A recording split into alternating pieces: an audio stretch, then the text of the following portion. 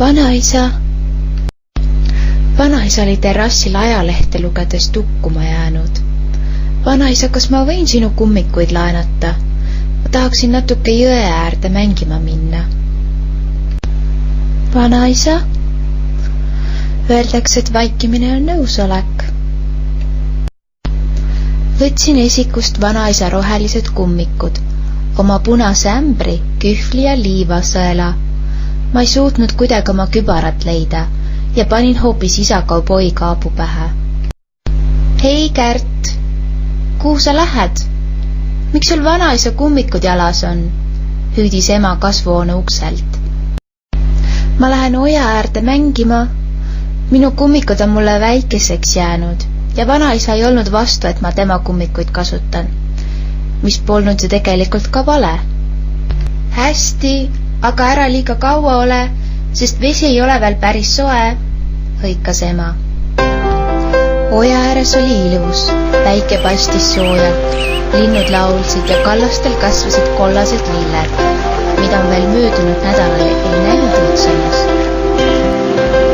Vesi ulatus jões vaid põivini, ega ema-isa ei lubagi nüüd üksinda sügavate veekogude ääres mängida, sest ma ei oska veel hästi ujuda. Võtsin kühvliga põhjast natuke liiva sõela peale ja sõelusin sealt ilusamad roosad ja valged kivid välja. Mängult olid need kullakamakad. Aga ma olen telekast päriselt ka näinud, et niimoodi kulda otsitakse. Ja kes ütleb, et minu kodujões ei võiks natuke kulda leiduda? Natukese aja pärast, kui ma kive hakkasin pange kallama, kostis imelik kõlksatus. Kivide vahelt pudenes välja roostetanud võti. Ahoi Kärt, õhtusöök on varsti valmis. Juba tulen, vaata vanaisa, mis ma leidsin.